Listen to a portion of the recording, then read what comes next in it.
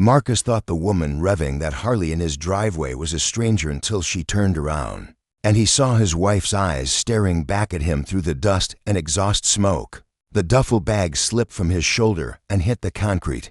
With a hollow thud, he'd been gone 18 months, 18 months of sand, silence, and survival. 18 months of imagining this moment, her running into his arms, tears streaming. The scent of her lavender shampoo, the way she'd whisper his name like a prayer. Instead, she sat astride a chrome beast, leather jacket stretched across shoulders he didn't recognize, arms covered in ink he'd never seen, her hair chopped short and wild. Behind her, 3 more bikes idled in the street, their riders watching him, with expressions somewhere between curiosity and challenge. Before I tell you what happened next, tell me in the comments where you're watching from. I love knowing who's listening. Sarah killed the engine. The sudden silence felt louder than the roar had been. She swung her leg over the bike with practiced ease, moved like someone who'd been doing this for years, not months. Marcus stood frozen at the end of his own driveway, still in his dessert fatigues, still holding the strap of the bag he'd dropped, trying to reconcile the woman approaching him with the elementary school teacher he'd married 6 years ago. Marcus, her voice was the same.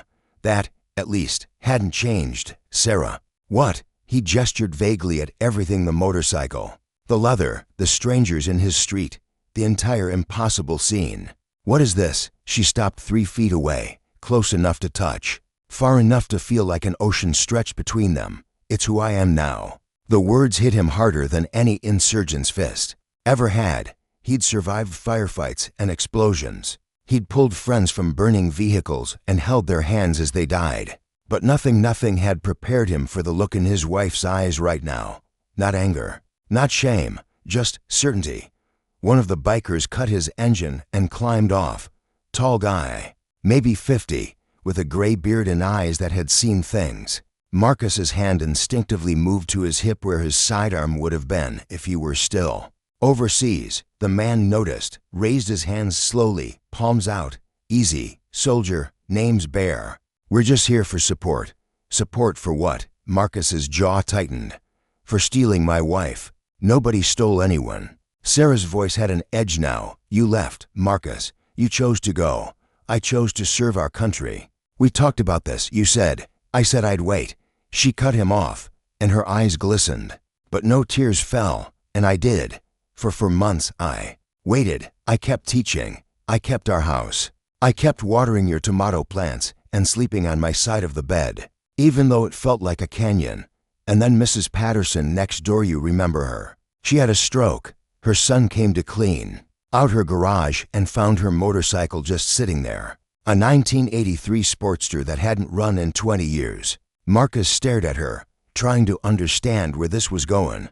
He was going to junk it. Sarah continued, her voice softening, and I don't know why, but I asked if I could try to fix it instead.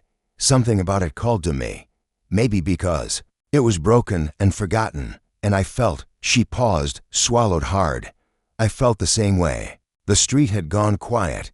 Mr. Chen from across the road stood on his porch, pretending to check his mail. The Hoffman's curtains twitched. The whole neighborhood was tuning in to the unraveling of Marcus and Sarah Chen's marriage. In real-time. Bear spoke again, gentle but firm. Your wife spent 6 months rebuilding that engine, taught herself from YouTube videos, bloodied her knuckles, cried in her garage at 2 in the morning. And when she finally got it started, when she finally rode it around the block, he glanced at Sarah, and something passed between them. Not romance, Marcus realized with relief, but understanding. She came alive again. So you what, joined a gang?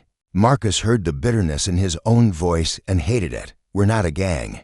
A woman's voice came from one of the other bikes. She removed her helmet, revealing gray-streaked hair and kind eyes. We're a riding club, veterans, mostly, spouses and survivors. People who understand what it's like when someone you love chooses duty over you, even when you know it's the right choice. Marcus felt something crack inside his chest. I had to go, Sarah. You know I had to. I do know. And now the tears came, streaming down her face, leaving clean tracks through the road dust on her cheeks. And I'm not angry anymore. I was for a long time, but the anger, It was eating me alive. The motorcycle, the riding. These people, they saved me, Marcus. They gave me something I could control when everything else felt like it was spinning away from me. She thought she'd never see him again. She was wrong. But standing here, looking at this stranger who wore his wife's face, Marcus wondered if the woman he'd left behind had died anyway. I wrote you, he said quietly. Every week.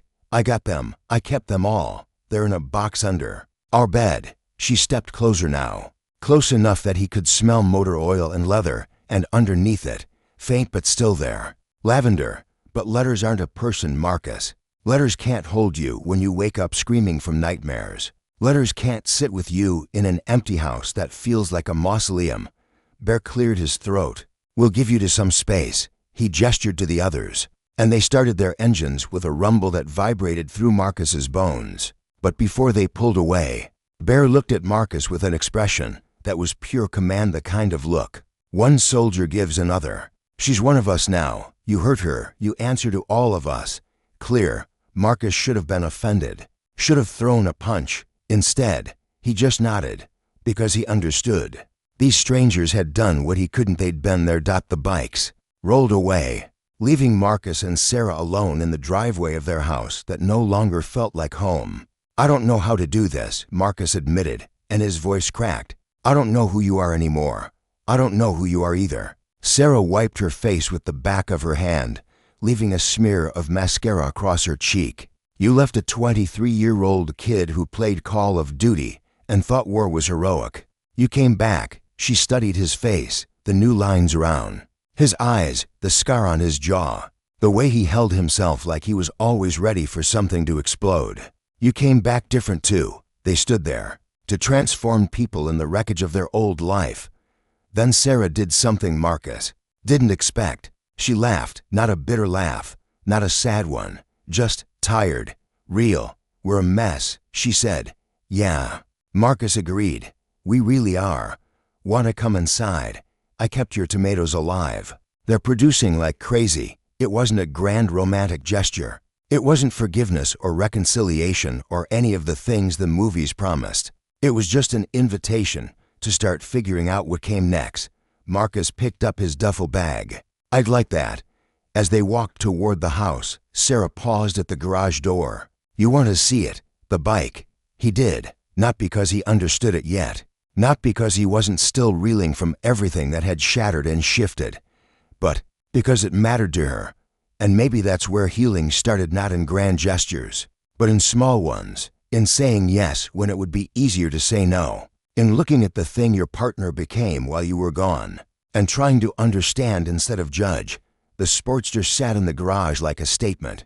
Chrome gleaming, paint job midnight blue, every piece restored with obvious care. It's beautiful, Marcus said, and meant it. Sarah ran her hand along the seat. I'm still me, Marcus. Just more, and I need you to be okay with that. He looked at her, really looked at her, and saw strength he'd never noticed before. Maybe it had always been there. Maybe she'd forged it in his absence. Either way, it was real. I can try, he said. That's all I've got right now. But I can try. It wasn't everything. It wasn't perfect. But it was honest. And sometimes honest is enough. Because love doesn't demand we stay the same. It asks us to grow together. Even when growth takes us to places we never imagined. On roads we never planned to travel. In the end, they would learn that coming home isn't about returning to what was, but about building something new from what remains. If this story moved you, drop a comment below telling me what home means to you. I read every single one. And if you want more stories about real courage, the kind that happens in driveways and garages and quiet moments of choice, hit that subscribe button. Thanks for listening.